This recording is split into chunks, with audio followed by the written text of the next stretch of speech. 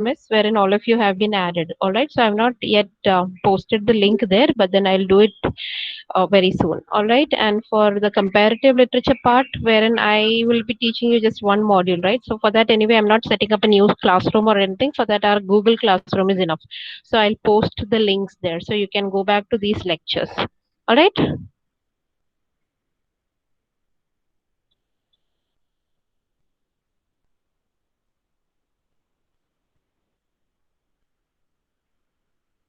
Let me know when you can see the screen. I'll try and put it on full screen mode. Let's see. Can you see the screen? Yes, ma'am. Okay. I'll try the full screen thing because that is more, convenient. Can you see the full screen thing?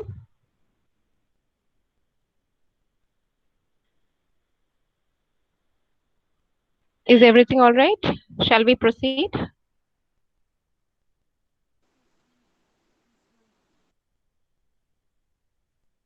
Am I audible? Yes, ma'am. Okay. So we're going to look at the second theory. We have already looked at Franz Fanon and his psychological understanding of the whole colonial enterprise. Now we're going to talk about theories of colonial discourses as propounded by Edward Said. Now, who is Edward Said? His full name is Edward Wadi Said, also called Edward William Said. He was born in Jerusalem. He was, yeah, is there a problem? Screen കാണുന്നില്ല. Screen കാണുന്നില്ല. Full I screen. think I should full Ma'am, screen half of it is visible, ma'am. Half of the Okay, screen is visible. okay, then I'll put it in the other mode. All right, that would be better.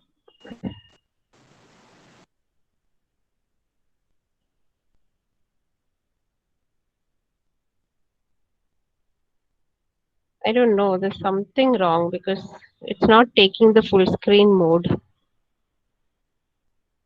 ഞാൻ slide show on ആക്കിയിട്ടാല് അത് ചെയ്താലും വരുന്നില്ല. Slide show ആയിരുന്നു. So whenever we do slideshow, it comes like that. Something happens, the whole thing is not visible.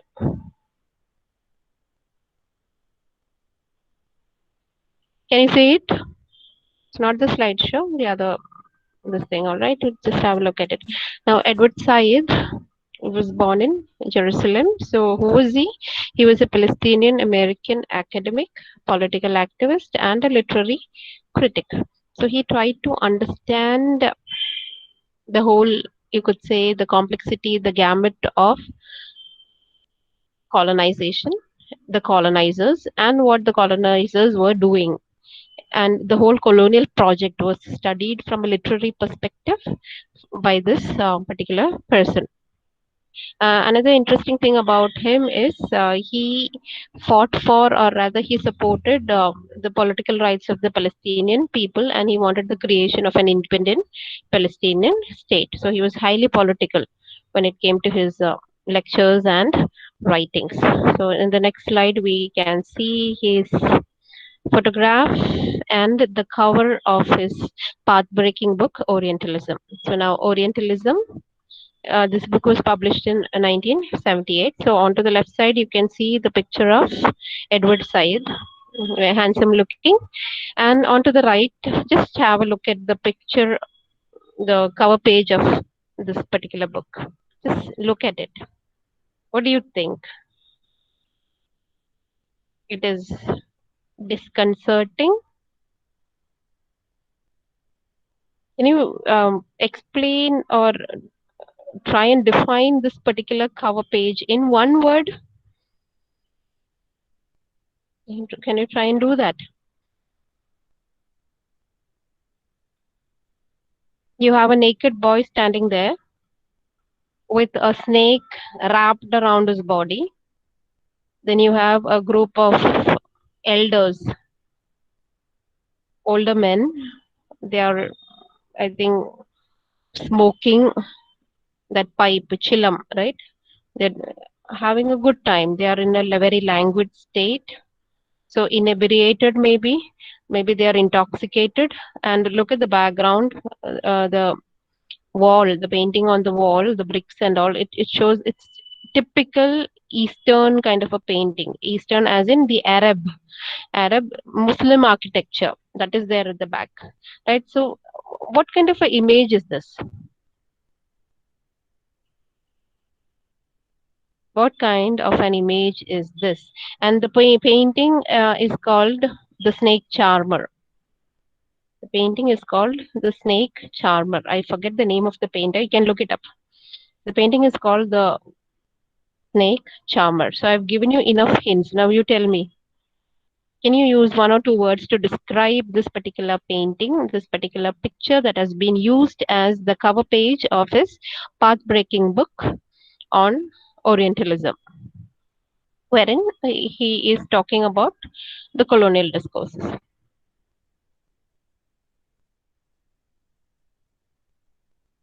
No answer, no response.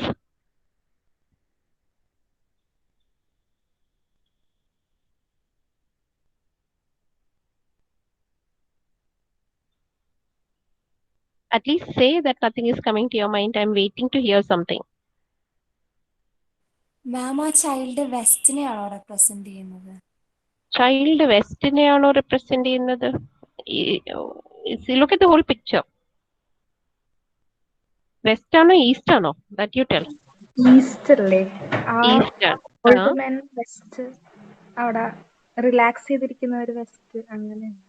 Relax ചെയ്തിരിക്കുന്ന ഒരു വെസ്റ്റോ? ഇത് from any angle do they look like westerners? They look like people from the Middle East, Palestine, Egypt, that particular area. Okay, let me deconstruct this painting for you. This painting is the typical, you could say stereotypical understanding or notion of the East as understood by the West. Yes or no? The West used to see East as this exotic land of snake charmers, where the people are very easygoing, languid. Then there's also some kind of an unsettling sexuality that is shown here. The boy is naked, so he is being projected as an object of carnal desire, and you can see these men looking at the boy with some kind of erotic desire, whatever, that abuse, or rather that raw sexuality is there in this picture. So this boy becomes an object of sexuality, objectification of sexual desires, and these men drinking and smoking, being in an inebriated state, is what representing representative of the Eastern idea of the West. These people were supposed to be very, you could say, indecent, sexually promiscuous, because we are the land of the Kama Sutra when it comes to India, right? So for them, they had this kind of an idea. The land of snake charmers, the land of tight rope walkers, the exotic land of magic, exotic place wherein sex is kind of very free. They're very highly libidinous. That's the general a kind of a trope, general understanding that was propagated by the West about the East. So this picture is nothing but a reinforcement of this bias, the stereotyping ideal that the West had about the East. Right? So you have sexuality, the sexual promiscuousness here. Then you have all kinds of vices, drinking and merrymaking, and it's kind of scary also when you look at the whole thing. There's that exotic aura there, and at the same time, it is scary. There's a snake, a live snake, wound around that boy's body. What does that stand for? I mean, it's not a very normal kind of a picture, right? To have a snake around you, and then you're standing there all naked. So it's kind of an orgy, that kind of a picture. So this is that epitomizing of the East by, I mean, the picture of the East by the Western people. This is how they have always understood about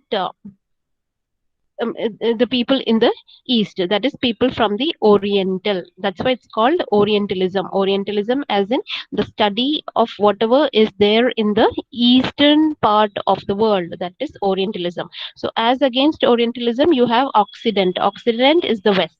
So the west is looking at the east and east is the other, and according to their understanding they have been brainwashed into thinking that East is all this, that exotic, mysterious, licentious, sexually promiscuous, scary, dangerous, demonic, unrefined, uncouth, uncultured, you name it, it's all there. Have you understood? So he was very you could say crafty, and he really knew why he wanted the cover. The cover itself says quite a lot about what he's trying to say in this particular book. So um, but interestingly in this book nowhere has he said anything about the cover page or why he chose this painting, nothing. So he wanted the cover to speak for itself. So just this cover itself gave us an opportunity to talk about the way the West had seen the East, how they had made a stereotype, how they would always think about the East as this place of uneducated, unrefined, uncouth, you know, kind of moronic kind of a people, sexually promiscuous. That kind of a label was already given to the East by the West, and they created a lot of literature also, which would more or less reinforce this particular idea. So is this clear? Yes, Yes? ma'am. Clear. Okay. So we'll continue. So a very disconcerting, disturbing kind of a picture. And it's not very nice to be on the receiving end, to be considered like this. Even if you have watched many Hollywood flicks, many Western movies, how do they portray the East as in not only India. It could be Japan, it could be China, or it could be like anywhere outside the West. Anything outside the West is seen as this exotic land. Even you have very cliched movies. If you even mainstream Hollywood movies, movies like you have many of these Jackie Chan movies, wherein you have Jackie Chan going to China, and the typical kind of showcasing wherein the East stands for certain things, and these certain things or these ideologies actually defined by the West. Even you talk about something like Eat, Pray, and Love, Julia Roberts, and when it comes to prayer and stuff, the person goes to the East, looking for that Eastern mysticism, Eastern symbolic, whatever. All right. So now, what are the underlying assumptions of Orientalism? According to Edward Said, he says there is actually a division between the colonizer and the colonized. We have already seen that because both are not on an equal footing. There is a difference. There is a huge gap. So it's kind of a master slave relationship. So a divisive relationship between the colonizer and the colonized. And Edward Said is paying more attention to the colonizers than the colonized, unlike Franz Fanon. So please remember, this is one major area of difference between these two theorists of colonial discourses. He was influenced by this theory of power, Marxist theory of power, inspired by writers like Antonio Gramsci and Michel Foucault. And then he looks at how knowledge, that these Western imperial forces, how they have formed these knowledge and how they have used this knowledge to continuously to justify the subjugation these people were meting out to the Eastern people. So they created this body of knowledge, this body of literature, theory, all kinds of knowledge, and these knowledge were used again and again to reinforce the myth of the East. And what is this myth of the East? All that we had seen when we were talking about that cover page of Orientalism. So now what is Orientalism? It's a way of seeing that images, emphasizes, exaggerates, and distorts, that is, kind of destroys and changes differences of Arab peoples and cultures as compared to that of Europe and the US. So when he began his project, he was mainly talking about the way Arab people, Arab culture, and Arab people is not a homogeneous lot. There is a lot of difference there also. You have Arab Muslims, Arab Christians, even between them there are divisions, and their cultures that way different. It's not a homogeneous kind of a thing. But then the West was seeing them as a very homogeneous, uncouth, unrefined, and exotic kind of a group, which is not the case. So he began with the study of this. He's trying to explore the myth of the um, Oriental myth. All right. So these differences of Arab people and culture as compared to that of the Europe and the US. It often involves seeing Arab culture as exotic, backward, uncivilized, and at times dangerous. So this typical mentality of the West to see the Eastern civilization as all these exotic snake charmers given to magic, all kinds of blind faith, kind of a mysterious and exotic background, and very backward and uncivilized and dangerous. This was the picture painted by the West about the people in the East, and this was perpetuated through their novels, through the poems, and any kind of literary and academic output that came out of the colony. I mean, out of the colonizers, that is the West. So now, Syed, he says that Orientalism is actually the Western scholarship. The Western scholarship about the Eastern world. It's a Western scholarship. They produced all these things, and this is tied to the imperialist societies who produced it. And then this makes Orientalist work inherently political and servile to power. So, what were the Western people doing? They were making use of their scholarship, their academic output, and literary output to paint the East in a particular manner. So, when they did that, when they were reinforcing the same thing again and again and again, it's kind of drumming in, that cultural drumming in was negative. It had an adverse impact, wherein uh, the people in the East, they became servile as in like servants to the imperial power and the political power exercised by the Western countries. So, according to Saiz, in the Middle East, the social, economic, and cultural practices of the ruling Arab elites, they also indicate that they are imperial satraps who have internalized a romanticized version of Arab culture created by the French, British, and later. So, what is he saying in his study? That anyway, the Western people, they look at the Eastern people in this particular manner. What is interesting is that even the Arab elites, that is the upper class Arab people, they also behave like the white Westerners, wherein they also behave like, all these maharajas and all these elite people, and they treat their own people, I mean the poor people, in a very bad manner, just like the French or the British or the American. So examples used in the book, it include critical analysis of the colonial literature of Joseph Conrad. If you read Heart of the Matter, wherein you have these people you have the protagonist going to Africa, and Africa is painted as this very dull, dark, drab place wherein there is a lot of sexual immorality. Everything it's a place of diseases, swamps, and white people invariably would die there because it is terrible. It's beyond redemption, that kind of a place.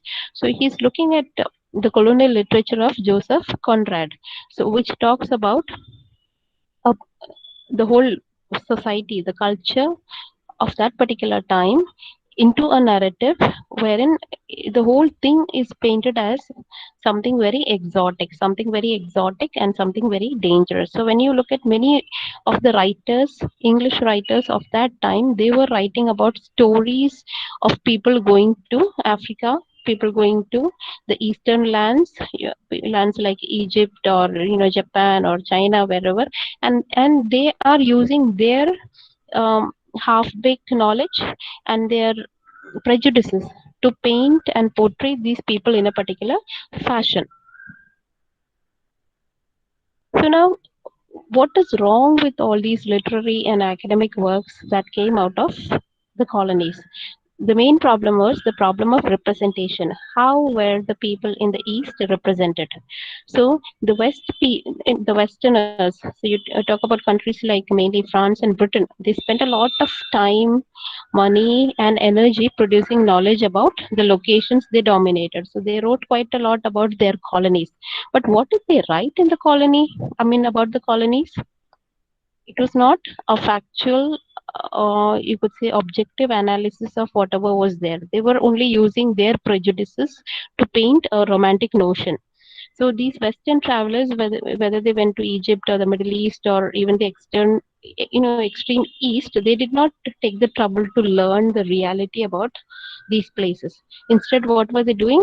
They were recording their observations based on common assumptions. Common assumption, as in common assumptions of the Westerners of the East as this remote, uncivilized group of people. So you have these half-baked observations, and they were presented as scientific truths that Eastern men are like this, Eastern women are like that. They are stupid. Their brain, the volume of their brain is less. They cannot understand many things. So therefore, we have to go and teach them. Their religion is kind of very pagan. They worship all kinds of demons, so we need to kind of civilize them. So all these kind of things are presented as scientific truth. So this writing, this representation, it functioned to justify the rightfulness of the colonial enterprise. So it came to that extent wherein these people were telling everyone that we are actually doing you a favor. Who? The West is telling the East that we are doing you a favor by making you cultured and civilized and educated and giving you a very what do you call religion and Christianity being the only way to salvation, all those kind of enterprises. So everything was legitimized by the West, making use of this faulty representation of the East. And when they were doing this, what were they doing? All these assumptions, these half-baked knowledge and knowledge based on their blindness, or you could say convenient blindness, all these were projected as scientific truths. So the Orient was seen as a mythic place of exotism, moral laxity, sexual degeneracy, and this kind of a biased and lopsided knowledge about colonized cultures, it was continuous. There was endless production of these kind of so-called scientific knowledge, and it was perpetuated. And that is continuously they were creating all kinds of images by means of their literature and academic work, and they created a degenerate image of the Orient for those people in the West. So the people in the West who never traveled to East, they had this kind of a picture. Even the people who traveled to the East, they really did not bother to try and understand the kind of life or the kind of culture that the people in the East had. So Edward Said, what he's doing is demonstrating how these people were making use of this kind of a knowledge. They established a body of knowledge, and using this body of knowledge, they were legitimizing the presence of the empire for the oppressor. Understand? So this was actually uh, something done with an agenda. And agenda was what? To whitewash whatever they were doing in the East. They were legitimizing and they were justifying their acts, saying that you people are like this, so we are here like your Messiah. So we are here to help you. So that was the agenda, brainwashing entire nations into believing this. And now Edward Said also talks about overturning colonialism. So all the slides that we looked at was about colonizing, the colonizing project and what they did. So now overturning colonialism, we know by the end of the 19th century and all, most of these countries, they became free, and they were freed from the colonial powers, that is both politically as well as economically. According to Said, this is not enough. That is just signing some papers and waving some flags will not end colonialism. And if you remember, the African writer Ngugi wa Thiong'o, he had spoken about colonizing of the mind, right? So now when you're talking about overturning colonialism, that is to become really free from colonialism, you also need to clean your mind. You need to decolonize your mind. So so called this handing over colonialism is not just handing back land to the dispossessed people and returning power to those who were once ruled by the empire. This is not enough. Please remember that. So how do you become free from the colonial imperial forces? Just getting back your land and getting back the right to rule your own land is not enough. What is needed? There's a process of overturning the dominant ways of seeing the world. That is, you need to change your mind. You need to break the stereotypes. You need to see beyond all these stereotypes that have actually gone down into our belief system. So, representing reality in ways which do not replicate the colonialist values. So, you need to become free, and you should not be replicating the colonialist value that East as this exotic land, whatever. So, even we ourselves should be free from that. So, we need to decolonize and liberate the language also, the language that is used to describe as well as to the language used by the colonized people to talk about themselves. We have already seen how language is a political weapon, how language had been a political, very powerful weapon in order to label the East, the African colonies, etc., in a particular manner. So this is actually a challenge, and the challenge continues even today. After so many years of independence, whatever, we are still struggling. We are still in the process of decolonizing ourselves, as in decolonizing our minds. So this is a challenge to both the colonized and the colonizing nations. So you even now you have people in Great Britain who believe that whatever happened in the name of colonization is justified, and they are right. Why do they believe that? Because they are still colonized. Their mind is still colonized. There are still people in India who think that, the British way of life or the language or custom or tradition is the best. Why do they think that? Because they still continue to be colonized in their minds. So it's an ongoing process. It won't happen overnight.